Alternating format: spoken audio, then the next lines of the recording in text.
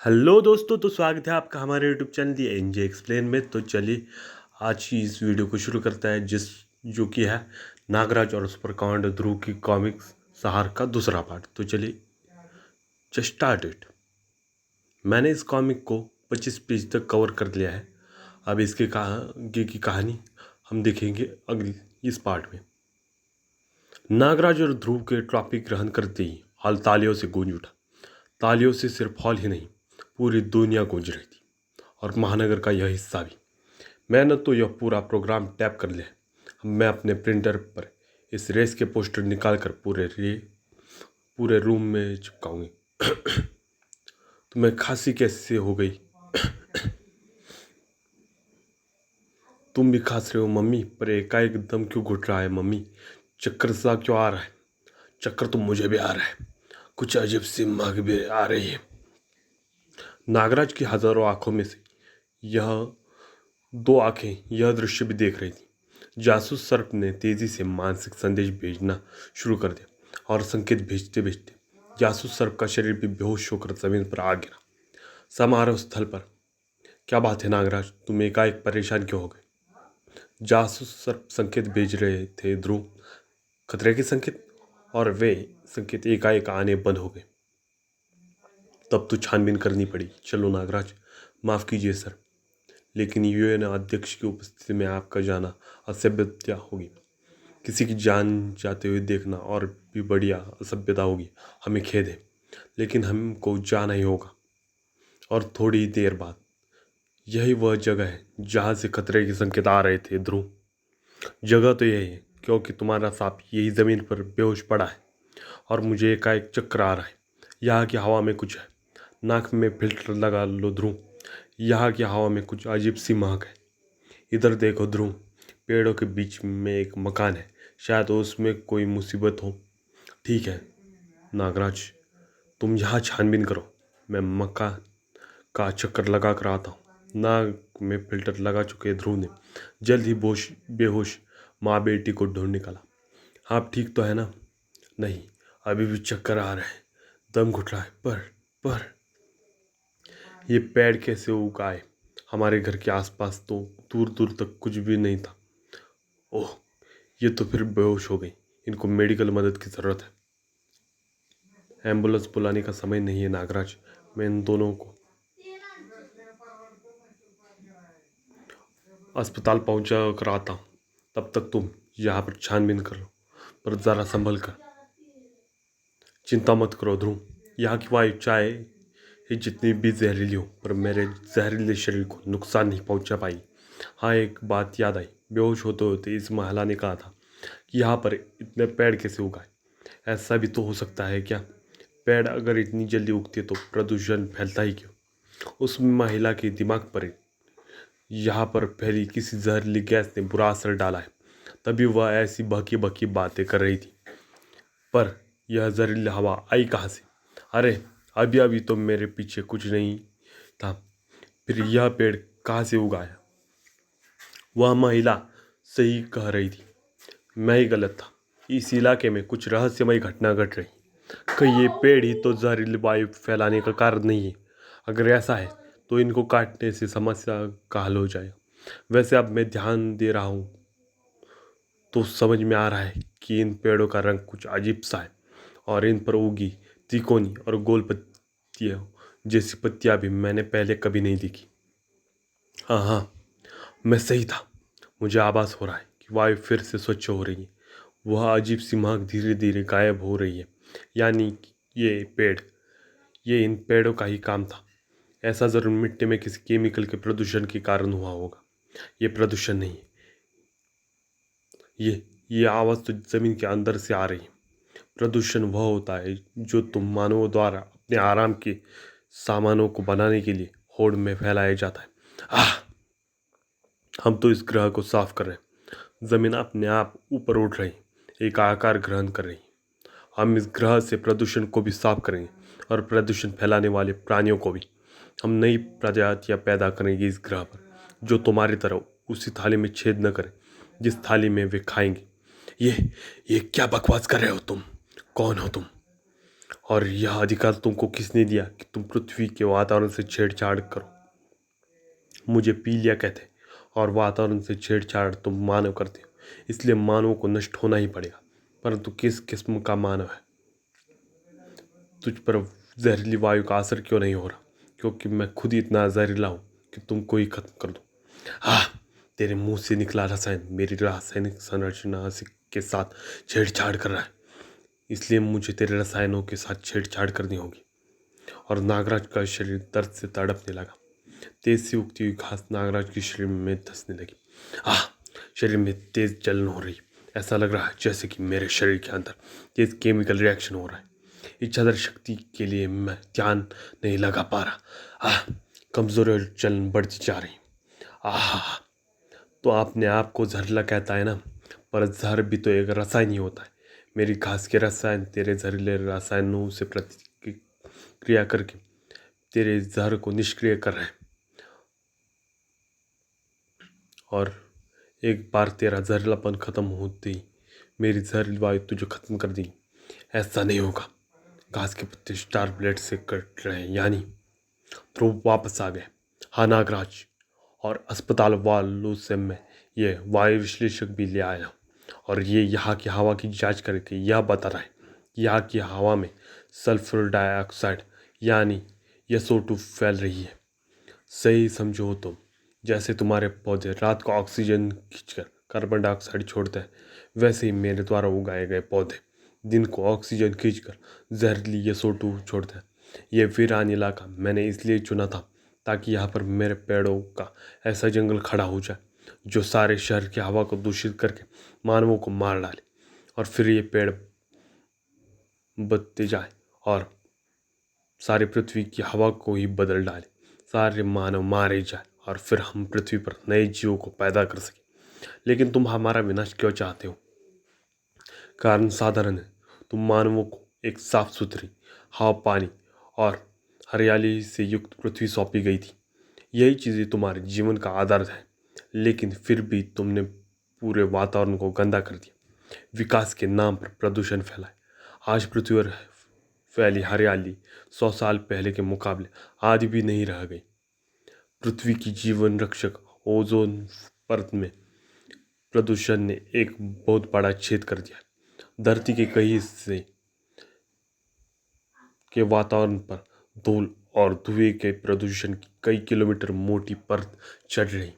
सूर्य की जीवनदायी किरणें पृथ्वी की सतह तक पहुंच नहीं पा रही, और इससे प्रकृति मर रही। प्रकृति को मारने वाले हैं मानव, और प्रकृति को मार पाने से पहले हम तुमको मार देंगे। इन विस्फोटकों से भी सल्फर गैस से निकल रही है। ये सल्फर की मदद से आपने सारे काम कर रहे हैं, और सल्फर हमारे लिए घातक है। समझदार है तू। पृथ्वी पर वर्तमान जीवन कार्बन तत्व पर आधारित है। हम सल्फर तत्व पर आधारित नए जीवन पैदा करेंगे, नए जीव पैदा करेंगे। ओह, जब जमीन से सल्फर युक्त पानी के गर्म फुहारे छूट रहे हैं, शायद हमको जिंदा उबालने के लिए। नहीं नागराज ये जानता है कि हम इन फवारों से आराम से बच सकते हैं। ये फवारे सल्फर युक्त होने के कारण गर्म कन्हाव में फैल रहे सल्फर के, और ये बूंदें विस्फोटों के कारण फैली सल्फर गैस के साथ मिलकर हम में मौजूद सूक्ष्म जीवाणुओं में आश्चर्यजनक असर कर रही हैं। ये आम पहले से मौजूद जीव नहीं है। ये जीव तो मेरे रसायनों ने अभी अभी पैदा किए।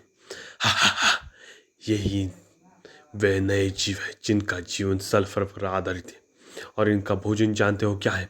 इनका भोजन है कार्बन तत्व पर आधारित जीव, यानी तुम और तुम्हारे जैसे दूसरे मानव। इन सैकड़ों जीवों को हम मार नहीं सकते नागराज। इनको मारने का सबसे सीधा तरीका इनको पैदा करने वाले पीलिया को नष्ट करना है। इसके मरते ही ये जीवाणु अपने आप ही नष्ट हो जाने चाहिए। मैं कोशिश तो कर रहा हूँ ध्रुव, लेकिन इसके मिट्टी के दलदले शरीर पर कोई भी वार काम नहीं कर रहा है। इस पर कुछ भी असर नहीं कर रहा है, और ये जीवाणु तादाद में बढ़ते जा रहे हैं। थोड़ी देर में आबादी की तरफ बढ़ना शुरू कर देंगे। तुम तो गजब हो जाएगा ध्रुव। ये मुझको काटने के बाद भी नहीं गल रहे। शायद इन पर हमारे हथियार भी असर न करें। इन जीवाणुओं को नष्ट तो करना ही पड़ेगा आज नागराज। अगर हम पीलिया को नष्ट नहीं कर पा रहे हैं तो कोई और तरीका सोचना पड़ेगा। और कौन सा तरीका है ध्रुव? ये गर्म पानी के फव्वारे, यही वायु में मौजूद गैस से प्रतिक्रिया करके इन जीवाणुओं को पैदा कर रहे हैं। अगर ये फव्वारे ही खत्म हो जाए तो जीवाणु भी बनने बंद हो जाएंगे। मैं समझ गया ध्रुव। शीतनाग कुमार की शीत किरणों ने पलक झपकते ही फव्वारों को जमा दिया। ओह, तुमने जल का रूप बदलकर उसे तरल से ठोस बना दिया। ऐसा होने से प्रतिक्रिया रुक गई है, लेकिन इन जीवाणुओं से कैसे बचोगे जो पहले से ही पैदा हो चुके हैं? हम इनको नष्ट करने का रास्ता ही भी ढूंढ ही लेंगे पीलिया। इनको नष्ट करने का रास्ता तो आसान सा है ध्रुव। पीलिया ने खुद ही बताया था कि इन जीवाणुओं का भोजन हमें, अगर ये हमको खा न सके तो भूख से तड़प तड़प कर खुद ही खत्म हो जाएंगे। नए नए पैदा हुए प्राणियों को तो वैसे भी ज़्यादा भूख लगती है, क्योंकि उनको ज़्यादा ऊर्जा की ज़रूरत होती है। आइडिया अच्छा तो है, लेकिन ये आसान सिर्फ तुम्हारे लिए होगा, क्योंकि तुम तो गायब होकर बच सकते हो। मैं क्या करूं ये भी तो बताओ। कलाबाजी खाते रहो।